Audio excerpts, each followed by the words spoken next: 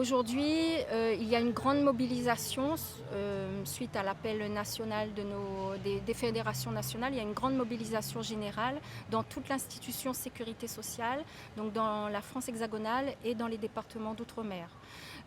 Cette grande mobilisation repose sur des revendications qui sont posées aujourd'hui et qui seront mises sur la table du ministère aujourd'hui à 14 heures à Paris. Il s'agit d'avoir une augmentation de la valeur du point compte tenu de l'inflation.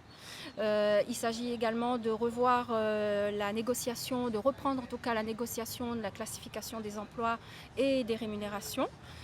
Donc revaloriser les coefficients, reconnaître les compétences des salariés et favoriser le déroulement des carrières. Et également, il y a une revendication sur une meilleure répartition de la prise en charge de la complémentaire santé que nous demandons aujourd'hui, 60% à la charge de l'employeur et 40% à la charge des salariés. Donc en clair, c'est une mobilisation générale qui concerne essentiellement le pouvoir d'achat compte tenu de l'inflation, puisque pendant des années, nos salaires ont été bloqués comme pour les fonctionnaires, sauf que dans l'institution sécurité sociale, nous ne sommes pas des fonctionnaires, nous sommes des salariés de droit privé et nos salaires ont été bloqués quand même. Donc quand il s'agit de dire vous n'êtes pas des fonctionnaires, vous faites votre boulot de salarié de droit privé, et quand il s'agit de nos salaires, on vous les bloque comme pour les fonctionnaires. Sauf que pour les fonctionnaires, ça a bien débloqué, et pour les salariés de l'institution sécurité sociale, ça n'a pas été le cas. Donc aujourd'hui, nous entendons encore de nouvelles annonces d'augmentation de salaire pour les fonctionnaires, alors que pour les salariés de l'institution de sécurité sociale, c'est le statu quo. Donc nous revendiquons une augmentation également de nos salaires. C'est une demande nationale, mais elle est d'autant plus vraie au niveau local puisque nous avons des spécificités locales qui sont complètement différentes de la métropole. Donc c'est d'autant plus important pour nous d'avoir cette augmentation d'effectifs. C'est pour répondre aux besoins de la population avant tout. Donc notre combat n'est pas uniquement salarial, elle est aussi pour la population réunionnaise.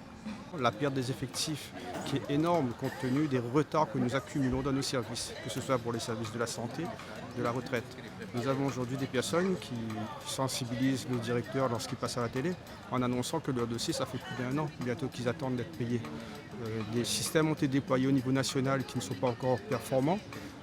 Nous avons la nécessité de former du personnel, mais surtout nous avons des stocks importants. Et là, aujourd'hui, le national nous dit qu'ils mettent en place de l'entraide pour que les dossiers soient un peu pris en charge par la métropole, sauf que cette entraide, c'est terminé. Donc nous sommes un peu laissés pour compte. Quand on regarde les effectifs pour des caisses plus ou moins, on va dire, plus ou moins équivalentes, nous avons la moitié des effectifs par rapport aux autres caisses des Antilles. Nous avons beaucoup de retard. La direction ne met pas les moyens en place et le problème qui se pose, c'est qu'ensuite des services sont fermés et envoyés en métropole pour que le dossier soit traité comme l'invalidité ou autre. Ça crée des difficultés pour notre public rayonné qui ne trouve plus d'interlocuteurs pour leur demande. On leur demande d'appeler des plateformes, les réclamations doivent être faites par écrit. Quand on connaît les difficultés que la population réunionnaise rencontre, c'est toute la Réunion qui en est pénalisée. Alors bien sûr, moi je parle au niveau CGSS, mais c'est une revendication qui touche toutes les administrations, même au niveau des impôts, au niveau de Pôle emploi, au niveau de la CAF, au niveau de tous les organismes, les difficultés sont les mêmes. C'est des baisses d'effectifs, c'est des retards dans les traitements de dossiers, et c'est une population qui subit justement le fait d'être délaissée par le national sur les moyens qu'on a besoin. Donc il faut quand même savoir qu'il y a une intersyndicale au national qui appelle. Tous les syndicats appellent les salariés à manifester à Paris au ministère de la Santé. Donc là, c'est le premier d'un mouvement qui risque d'être long, parce que ça fait pour l'instant, nous sommes un syndicat réformiste, donc nous négocions dans les bureaux, mais nous commençons à descendre dans les rues à manifester pour faire montrer notre revendication.